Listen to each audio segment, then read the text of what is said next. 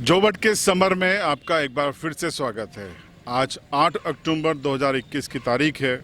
समय 3 बज चुके हैं, क्रॉस हो गया है समय। और इसका मतलब ये है कि मध्य प्रदेश की जोबट विधानसभा उपचुनाव के लिए नामांकन की अवधि समाप्त हो चुकी है।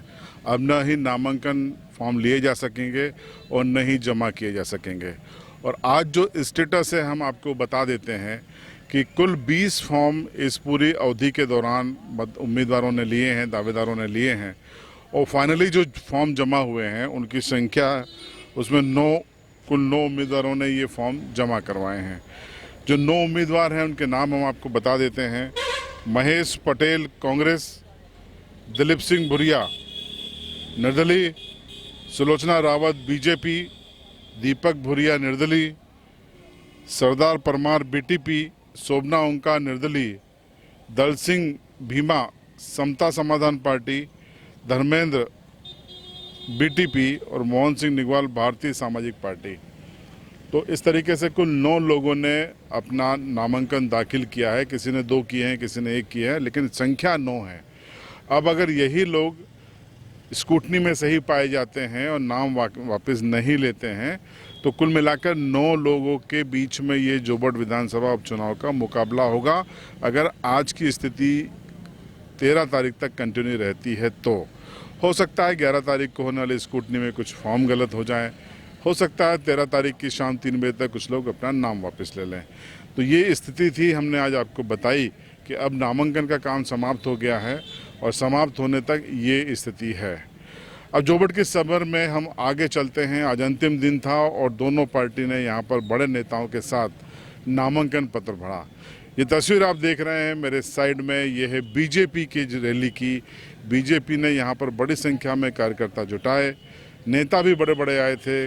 राष्ट्रीय महासचिव मनोनीत फिर से किए गए कैलाश विजयवर्गीय, मंत्री ओपी सकलेचा के साथ साथ रंजना बघेल, सांसद गुमान सिंह डामोर, मुकाम सिंह किराड़े, मुकाम सिंह बघेल, ऐसे तमाम नेता शामिल थे। माधो सिंह डाबर, अनिता नागर सिंह, तमाम नेता शामिल थे। एकता का संदेश देने की यहाँ पे कोशिश की और सरकार की उपलब्धियाँ बताते हुए कांग्रेस को यहाँ पर आड़े हाथों लिया गया। इसके अलावा कांग्रेस की ओर से यहाँ पर जो सभा थी वो मंडी में की गई। कांतिलाल भुरिया, बाला बच्चन के साथ हनी बघेल जो मनावर के विधायक हैं, हीरा अलावा, वो भी यहाँ पर मौजूद थे।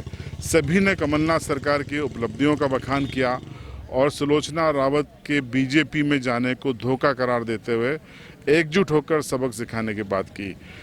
क्या कहा इस नामांकन फॉर्म के बाद कांतिलाल भुरिया ने, पहले वो सुन लीजिए।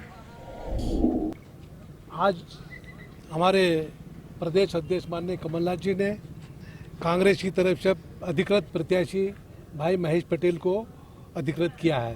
तो आज हम जाके हमने नॉमिनेशन फॉर्म दर्ज किया है और जमा करा है। तो निश्चित ही आप जो बता रहे हैं कि यहाँ जोबट विधानसभा पूरी तरह से कांग्रेसी है। शुरू से अजमेर सिंह से जमाने से के आज तक, पर उनकी बहू ने विश्वासघात किया कांग्रेस के साथ। रातों रात वो जाके उनके पाले में भिड़ गई। अब इससे इस क्षेत्र की जनता को बहुत आक्रोश है सुलोचना के ऊपर। अब हम निश्चित ही अब जगह जगह जाएंगे और महेश पटेल को भारी बहुमत से जिताएंगे। ये हमने आज सभी कार्यकर्ता आज हमारे आए हुए हैं, संकल्प लेके हम चलेंगे। यहाँ पर भारतीय जनता पार्टी का खाता नहीं खोलने देंगे। आने वाला समय भी एक निर्णायक रहेगा हमारा। इस चुनाव में मुद्दा हमारा रहेगा, क्योंकि जब जब कांग्रेस की सरकार रही तब तक जोबट का विकास हुआ है। भारतीय जनता पार्टी की 15 साल से यहाँ पे सरकार है, पर उन्होंने कोई काम नहीं किया। कमलनाथ जी 15 महीने सरकार में हमने 2-2 लाख कर्जा माफ़ किया, हमने बिजली की बिल माफ़ किया, नौजवानों को नौकरी देने का वादा किया। और जिस तरह से भाजपा झूठ बोलती है कि हमने हर साल 2 करोड़ लोगों को नौकरी दें, किसको दिया? मोदी जी भी झूठ बोलता है, शिवराज जी भी झूठ बोल रहे हैं। ये तो झूठ के साथ एक सब राजनीति करती बीजेपी, पर कांग्रेस हमेशा एक जवाबदारी से काम करती है।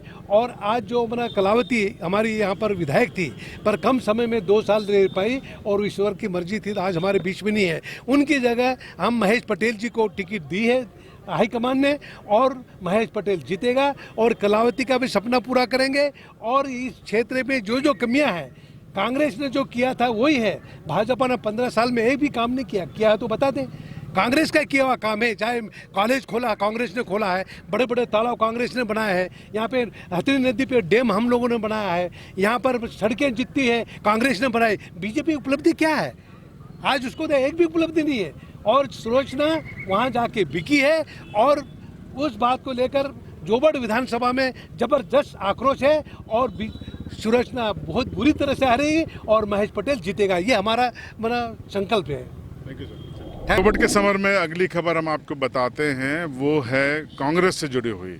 यहाँ पर आज 8 तारीख को अंतिम दिन चौंकाते हुए निर्दलीय या हम कहें कांग्रेस के बागी के रूप में दीपक भुरिया ने, जो कि कलावती भुरिया के भतीजे हैं, उन्होंने नामांकन दाखिल कर दिया। आतिशबाजी भी उनके समर्थकों ने की और दीपक भुरिया ने इस अवसर पर कहा कि वो अपनी बुआ के सम्मान के लिए ये चुनाव लड़ेंगे। सुनिए क्या कहा जब मैंने उनका इंट्रो लिया। जी, मैं तो अभी मेरी बुआ के सम्मान में खड़ा हूँ साहब। नाम वापसी नहीं होगी? जी नहीं, लड़ेंगे पक्का? लड़ूंगा मैं। दीपक भुरिया को सुना, उनका कहना है कि वो सम्मान की लड़ाई को लड़ रहे हैं और चुनाव को जरूर लड़ेंगे। तो आपने सुना दीपक भुरिया का ये बयान, और ये बयान परेशान करने वाला है कांग्रेस को। और इस बयान को लेकर जब हमने कांतिलाल भुरिया से पूछा तो उनका कहना था कि परिवार का मामला है, 13 तारीख तक दीपक भुरिया को हम मना लेंगे। सुनिए कांतिलाल भुरिया ने क्या कहा। वो ने फार्म बागी भरा, उसको हम लोग मना के और 13 तारीख के पहले हम उसको फार्म वापस करवा लेंगे। और यहाँ पर इस तरह से अपना कभी नहीं कांग्रेस में चलता कि निर्दलीय कोई लड़े, पर लड़ने की अनुमति पार्टी नहीं देगी और दीपक को हम कहेंगे कि वो फार्म वापस ले लेगा। जोबट के समर में सबसे बड़ी खबर, पिछले 1 महीने से सोशल मीडिया समेत तमाम प्लेटफॉर्म पे हंगामा था कि जयेश की ओर से पटवारी नीतीश अलावा चुनाव लड़ेंगे। बड़े दावे किए जा रहे थे और आदिवासियों की वॉइस बनेंगे, तमाम ऐसी बातें की जा रही थी। लेकिन आज 8 तारीख गुजरने के बाद सबसे बड़ी चौंकाने वाली खबर ये है कि पटवारी नीतीश अलावा ने नामांकन ही दाखिल नहीं किया है। समय गुजर चुका है, यानी कि जयेश अब मैदान में नहीं है। नीतीश अलावा, पटवारी नीतीश अलावा अब चुनाव नहीं लड़ने जा रहे हैं। ये सबसे बड़ी खबर है और उसकी वजह हमने आपको एक लाइव के जरिए 2 दिन पहले बताई थी कि कैसे एक पेच फंसा हुआ है नीतीश अलावा की विभागीय जांच पेंडिंग है। और जब तक विभागीय जांच पेंडिंग है, इस्तीफा नहीं होगा, और इस्तीफा नहीं होगा तो शायद उनका नॉमिनेशन खटाई में पड़ सकता है। हालांकि कल बातचीत में नीतीश अलावा ने कहा था कि वो हाईकोर्ट की ओर भी रुख करेंगे, लेकिन चुनाव लड़ेंगे। लेकिन आज दिन भर मीडिया उनका इंतज़ार करती रहेगी, लेकिन 3 बजने तक भी नीतीश अलावा नहीं आए। इस पर बीजेपी ने चुटकी ली कि हम ऐसे ही नहीं कहते थे कि जयेश कांग्रेस की बी टीम है। सुनिए क्या कहा बीजेपी ने। अभी जयेश के जो राष्ट्रीय संयोजक है डॉक्टर हीरालाल अलावा, उन्होंने सोशल मीडिया के माध्यम से राजनीतिक दलों से कहा था कि उनको राजनीतिक ज़मीन दी जाए, और ख़ुद भी इसी संगठन के जरिए कांग्रेस के टिकट पर आज विधायक हैं। और सोशल मीडिया से चल रहा था कि जयेश के पदाधिकारी चुनाव लड़ेंगे, और आज ये तय हो गया कि जयेश ने कोई फॉर्म नहीं भरा नहीं। इससे ये सिद्ध होता है कि वो राजनीतिक दलों पे दबाव बना करके उनकी टिकट लेकर के खुद विधायक बनना, ऐसा उनका उद्देश्य रहा है। और आज जब फॉर्म नहीं भरा है तो इससे सिद्ध हो गया कि जयेश कांग्रेस की बी टीम है और ये खुद कांग्रेस के लिए ज़मीन तैयार करते हैं। एक अन्य खबर में आज आपको हम बता दें कि नागर सिंह चौहान, जो कि बीजेपी के नेता हैं, उन्होंने बीजेपी के ही मंच से अलीराजपुर के विधायक मुकेश पटेल को निशाने पर लिया। मुकेश पटेल जोबट में कांग्रेस के उम्मीदवार घोषित किए गए महेश पटेल के छोटे भाई हैं और विधायक हैं। नागर सिंह ने कहा कि मुकेश पटेल के दरबार में बगैर लेन देन के कोई काम नहीं होता और उनसे मिलना भी आसान नहीं है। ये गंभीर आरोप लगाए हैं। ये आरोप क्या है, आप भी सुनिए। आप सब भाइयों से कहना चाहता हूं, भारतीय जनता पार्टी इस चुनाव में जीतना चाहिए।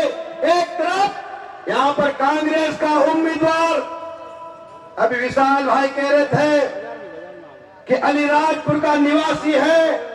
मैं आपको कहना चाहता हूं, आप सब लोग उसका भाई अलीराजपुर में विधायक है, 3 साल से वहां के अलीराजपुर में विकास के नाम पे एक भी काम नहीं किया। मैं आपको कहना चाहता हूं, आदिवासी की कभी चिंता नहीं करते, कभी गरीब की चिंता नहीं करते, कभी किसान की चिंता नहीं करते। सिर्फ वो विधायक बनने के बाद अगर गलती से आपने उसको बना दिया तो उसको मिलने के लिए नंबर लगाना पड़ेगा। रे मेरे भाई, बगैर पैसों से काम नहीं होता है।